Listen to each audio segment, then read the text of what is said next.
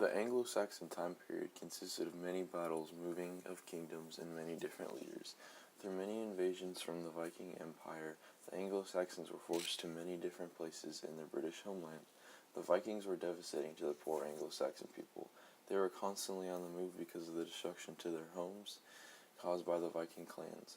When the Anglo-Saxons finally settled into place they called home, they split up into many different kingdoms and sub-kingdoms.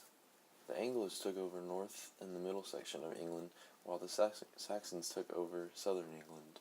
Wessex was the only kingdom of England that was not taken over the Vikings when they came to England.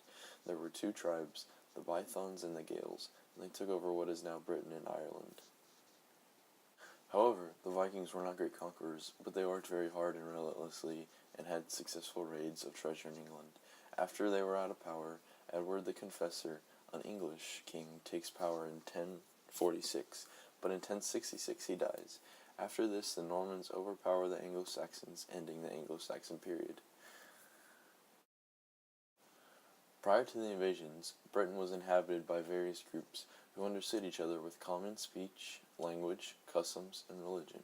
Each of the various tribes were headed by a king, and they were divided into priests, warriors, and commoners.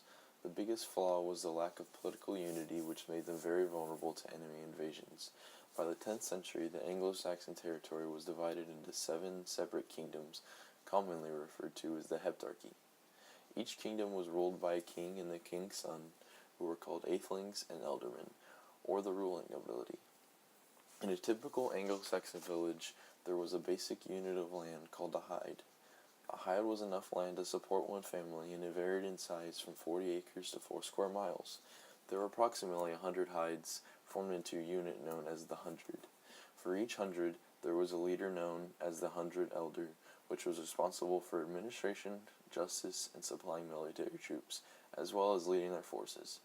Each of these positions were not hereditary, but by the 10th century the office was selected from among a few outstanding families. A hide usually also consisted of 2 other classes, including the middle and lower class. The middle class was divided into 3 different classes of freemen: the peasants who paid rent to the overlord, and they were in the middle, lower class. The people had the right to fight in the Anglo-Saxon military and had the opportunity to earn promotion through social classes with economic prosperity or military service. The lowest class, or the lower class, was the bottom of the social chain. The people in the lower class consisted of slaves and bondsmen. Although these people had the jobs they were allowed to own their property and also were allowed to earn money in their free time, which allowed them to buy their own freedom.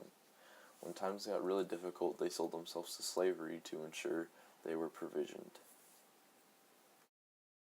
The story of King Oswald began when his uncle was killed in battle, and he decided it was time to rule the land he grew up on. He conquered it and ruled it for 8 years before being killed in battle by the pagan king Penda. Oswald today is remembered as the Anglo-Saxon king who helped shape the world we live currently in.